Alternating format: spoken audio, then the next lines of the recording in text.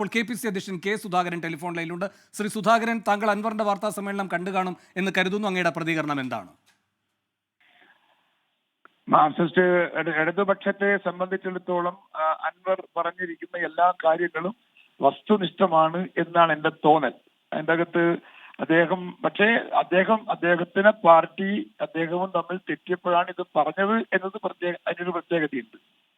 അത് മാത്രം പറഞ്ഞതൊക്കെ യാഥാർത്ഥ്യമാണ്. ആ യാഥാർത്ഥ്യം ഇടതുപക്ഷ ഗവൺമെന്റിനെ സംബന്ധിച്ചിടത്തോളം ആർക്കും നിഷേധിക്കാൻ സാധിക്കാത്തതാണ്. ഇതെല്ലാം സംഭവങ്ങളെല്ലാം ഇതിനകം പറഞ്ഞതെല്ലാം വസ്തുനിഷ്ഠമാണ് എന്നാണ് എനിക്ക് തോന്നുന്നത്. ശ്രീ കെ സുധാകരൻ, ഇനിയിപ്പോ പാർലമെന്ററി പാർട്ടി യോഗത്തിൽ പങ്കെടുക്കില്ല എന്ന് അൻവർ വ്യക്തമാക്കിയിട്ടുണ്ട്. MLA സ്ഥാനം രാജിവെക്കില്ല എന്ന് പ്രഖ്യാപിച്ചിട്ടുണ്ട്. അദ്ദേഹം പാർട്ടിയോട് രാജി പറഞ്ഞു തന്നെയാണ്. MLA സ്ഥാനം രാജിവെക്കില്ല, ഞാൻ പാർലമെന്ററി പാർട്ടി മീറ്റിംഗിൽ പങ്കെടുക്കില്ല എന്ന് പറഞ്ഞാൽ അതിന്റെ അർത്ഥം എന്താ? അതിന്റെ അർത്ഥം അദ്ദേഹം പാർട്ടിയോടൊപ്പം പോകാനില്ല എന്നാണ്. അങ്ങാണ് ഏറ്റവും തുറന്ന മനസ്സോടെ ഈ വിഷയത്തിൽ പ്രതികരിച്ച കോൺഗ്രസ് നേതാവ്. അങ്ങ് പറയുകയുണ്ടായി അൻവറിനെ സ്വീകരിക്കുന്നതിന്റെ കാര്യം അങ്ങനെ ഒരു അനുകൂല സാഹചര്യം വരികയാണെങ്കിൽ ആലോചിക്കുമെന്ന്. ആ മനസ്സ് ഇപ്പോഴും ഉണ്ടോ അങ്ങേക്ക്? അല്ല, അദ്ദേഹം ഇപ്പൊ നമുക്ക് അദ്ദേഹം പഴയ കോൺഗ്രസ്സുകാരനാണ്. അദ്ദേഹത്തിന്റെ വാപ്പ കോൺഗ്രസിന്റെ ജില്ലാ കമ്മിറ്റി പ്രസിഡന്റൊക്കെ ആയിരുന്ന ഒരു കുടുംബമാണ്. അതുകൊണ്ട് നമുക്ക് അദ്ദേഹം മറ്റൊരു വൈകാരിക ബന്ധം പണ്ടേ ഉണ്ട്, ഇപ്പോഴും ഉണ്ട് ആ ബന്ധം. അത് CPM-ൽ പോയി നിന്നാൽ പിന്നെ നമുക്കത് ഉൾക്കൊള്ളാൻ സാധിക്കാത്ത പ്രശ്നമായിരുന്നു നമുക്ക് ഇതുവരെ ഉണ്ടായിരുന്നത്. ഇനിയിപ്പോ അദ്ദേഹം അങ്ങനെ തുറന്നു പറഞ്ഞ സ്ഥിതിക്ക് അതിനെ കുറിച്ചിട്ട് വേണമെങ്കിൽ ആലോചിക്കാം. കാരണം അത് രാഹുൽ ഗാന്ധിയെ കുറിച്ച് അദ്ദേഹം വളരെ മോശമായി കമന്റ് ചെയ്തു. അത് അദ്ദേഹം ഇപ്പൊ തിരുത്തി എന്നുള്ളത് സന്തോഷകരം. കാരണം തോന്നിയല്ലോ, അദ്ദേഹത്തിന് ചെയ്തത് തെറ്റാണ് എന്ന് തോന്നിയല്ലോ.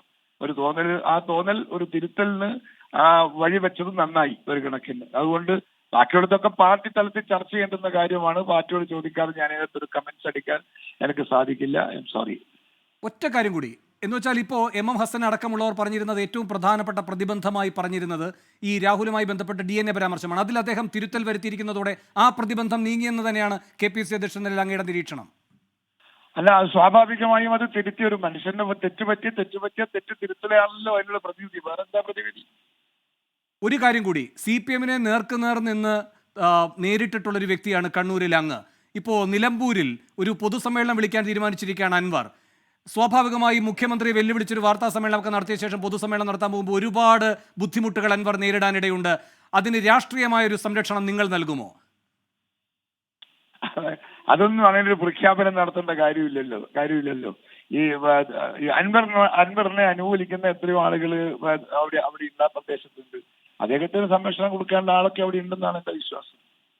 വളരെ നന്ദി ശ്രീ കെ സുധാകരൻ പ്രതികരിച്ചതിന്. പ്രതിപക്ഷ നേതാവ് ഇപ്പോൾ എന്തായാലും പ്രതികരിക്കാൻ തയ്യാറായിട്ടില്ല എന്നത് വളരെ വിചിത്രമാണ്.